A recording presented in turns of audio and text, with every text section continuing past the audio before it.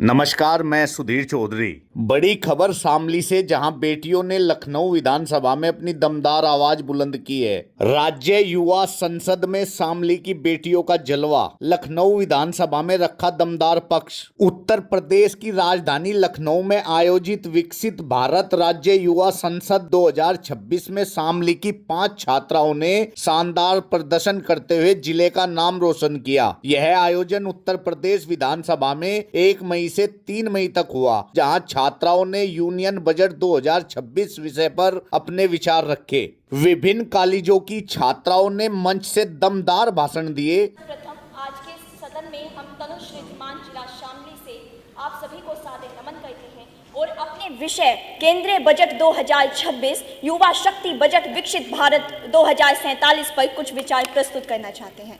मान्यवर, वित्तीय वर्ष 2026-27 के लिए केंद्र सरकार का बजट वित्त मंत्री श्रीमती निर्मला सीतारमण जी ने 1 फरवरी 2026 को भारत के संसद भवन में प्रस्तुत किया।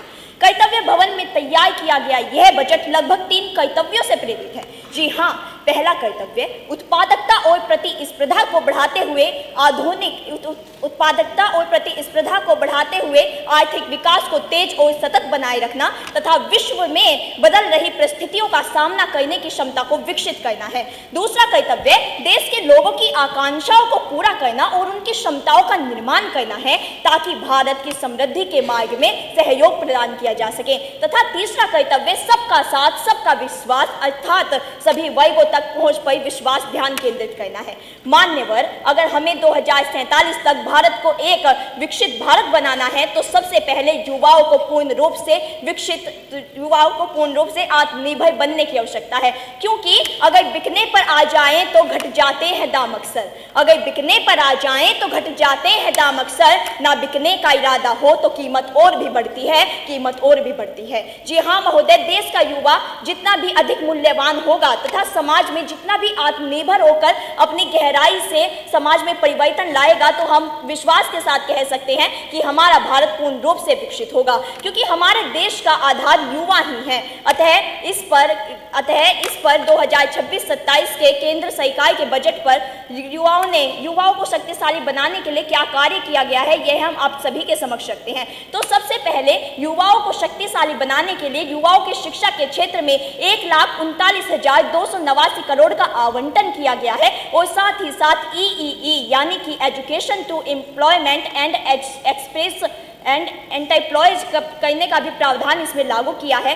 साथ ही साथ STEM अर्थात साइंस, टेक्नोलॉजी, इंजीनियरिंग और मैथ को भी मजबूत करने पर जोर दिया गया है। और इसके साथ ही सबसे महत्वपूर्ण, महिलाओं को आत्मनिर्भर बनाने के लिए, उनके आर्थिक विकास के लिए C-Mart को भी आरंभ किया गया है, जिससे महिलाएं आत्मनिर्भर हो और भारत को एक विकसित भारत की दिशा प्रदान की जा सके। अतः अंत में अपनी वाणी को विराम देते हुए हम बस इतना ही कहना चाहते हैं कि कौन कहता है आसमां में सुराख हो नहीं सकता, आसमां में सुराख हो नहीं सकता, एक पत्थर तो हिम्मत से उछालो यारो। अतः महोदय, जब हमारे भारत का हर एक युवा, हर एक स्त्री तथा हर एक पुरुष स्वयं आत्मनिर्भर होकर एक समान भारत का विकास करेंगे, तो हम यह पूर्ण विश्वास के साथ कह सकते हैं कि वह समय दूर नहीं है जब हमारा भारत विकसित भारत में कदम रखने ही जा रहा हो। इसके इन शब्दों के साथ बहुत बहुत धन्यवाद। जय हिंद, जय मां। शामली की अंतिम प्रतिभागी हैं खुशी 360।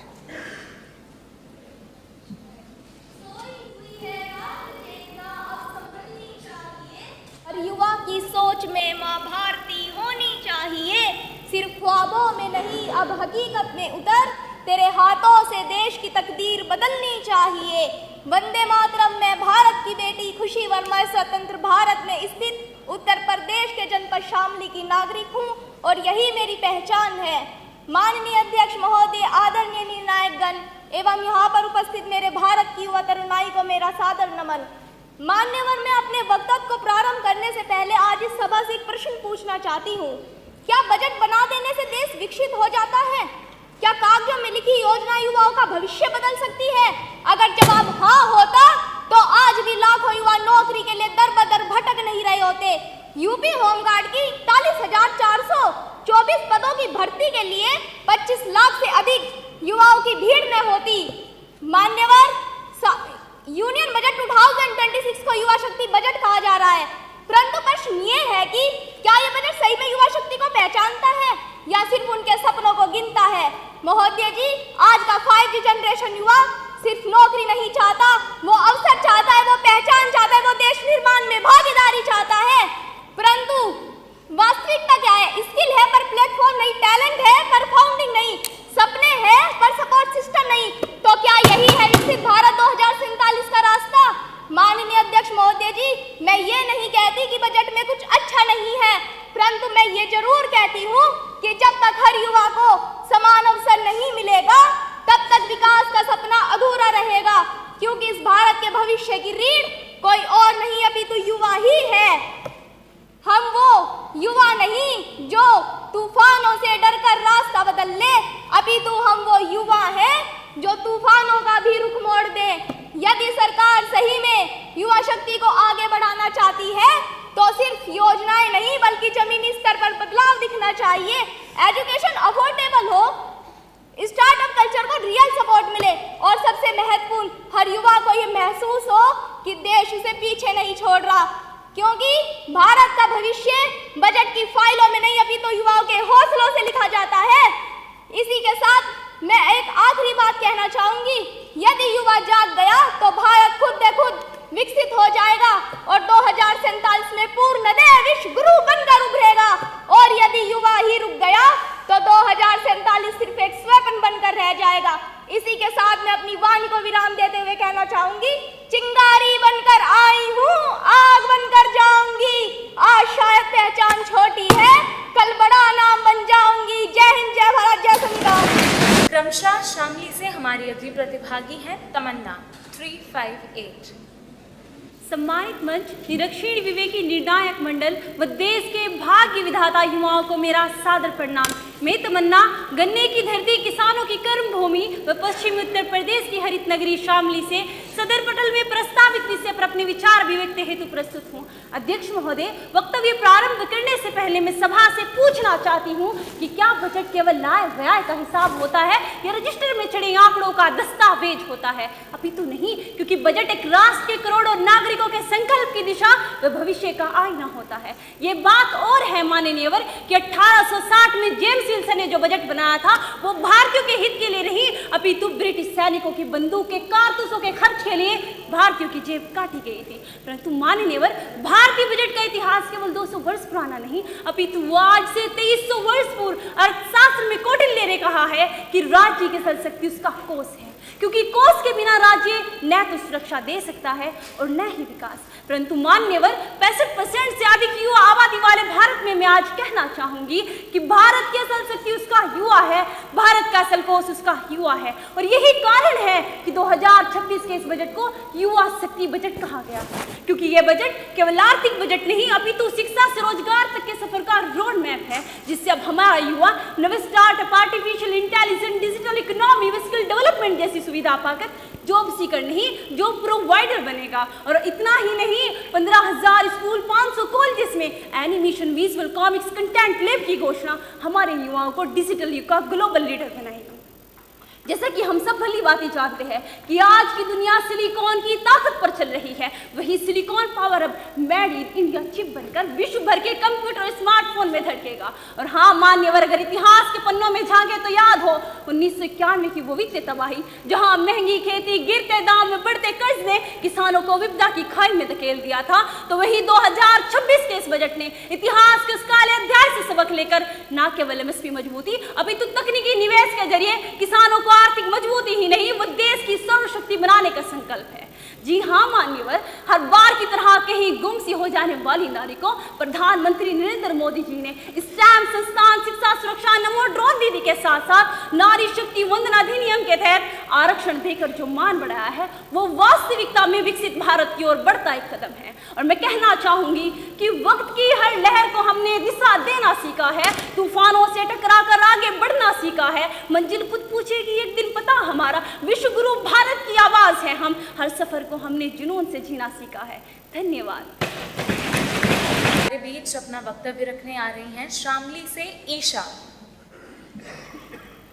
युवा शक्ति के हाथों में ही देश का सम्मान है, इसके अटट संकल्प में ही प्रगति का वरदान है। और जो राह बनाए अपनी मेहनत और लगन से, महोदय, जो राह बनाए अपनी मेहनत और लगन से, वही तो कल के विकसित भारत की पहचान है। सम्मानित मंच एवं विभिन्न जनपदों से पधारे प्रतिभागीगण, आप सभी को जनपद शामली की इस बेटी का नमन। महोदय, आज हम ऐसे दौर में हैं जहां भारत 2047 तक एक पूर्ण विकसित राष्ट्र बनने के संकल्प को लेकर आगे बढ़ रहा है और जिसकी नींव यूनियन बजट 2026 ने बहुत मजबूती से रखी है। यह बजट केवल आंकड़ों का लेखा जोखा नहीं, बल्कि शिक्षा, कौशल विकास, समावेशी, संरचनात्मक एवं क्रमशः शामली से हमारी अगली प्रतिभागी हैं सानिया।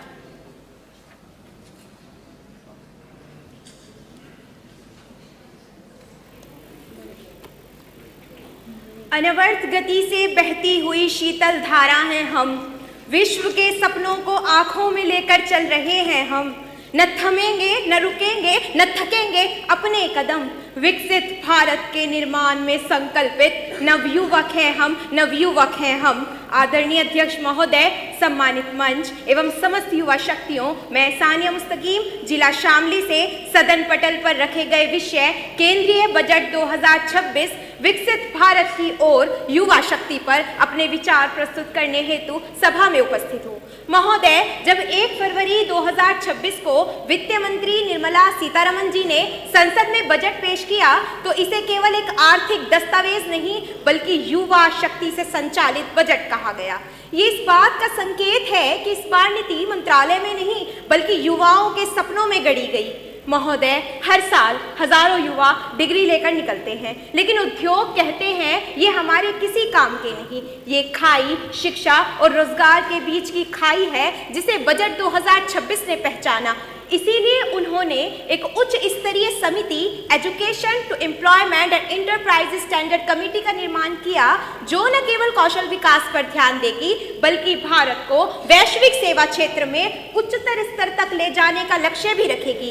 इसी के साथ ये समिति यह भी जांचेगी कि बौद्धिक स्थिरता यानी AI आज रोजगार के किन रूपों को बदल रही है। इस बजट में स्टार्टअप और उद्यमिता को भी बढ़ावा दिया गया है, जिससे कि आज का युवा केवल नौकरी खोजने वाला नहीं अपितु नौकरी देने वाला बन सके।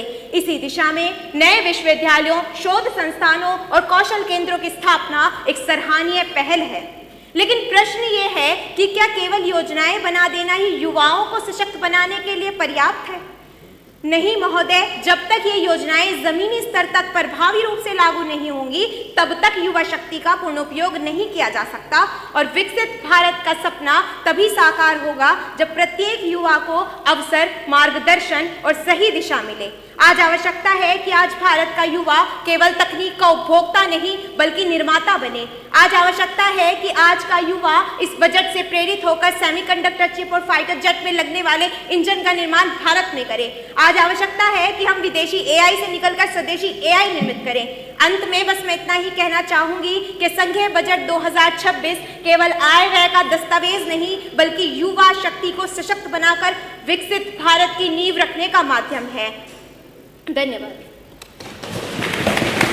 छात्राओं का कहना है कि विधानसभा में बोलना उनके जीवन का अविस्मरणीय अनुभव रहा, जो उन्हें आगे भी प्रेरित करता रहेगा, जिसमें VVPG college, RK PG college और विजय सिंह पथिक राजकीय स्नातकोत्तर महाविद्यालय कैराना की छात्राओं ने मंच से दमदार भाषण दिए। वहीं NSS नोडल अधिकारी डॉक्टर डॉली ने बताया कि जनपद स्तर पर चयन के बाद ही इन छात्राओं को राज्य स्तर पर भेजा गया। उन्होंने कहा कि यह मंच युवाओं में नेतृत्व क्षमता विकसित करने और उन्हें संसदीय प्रक्रिया से जोड़ने का एक बड़ा अवसर है। प्रदेश के 75 जिलों से 375 युवाओं की मौजूदगी में शामली की बेटियों ने जिस तरह अपनी बात रखी, उसने पूरे जिले का गौरव बढ़ाया है। आप इस खबर पर क्या कहेंगे कमेंट में जरूर बताएं और ऐसी ही अपडेट के लिए चैनल को सब्सक्राइब करें। धन्यवाद।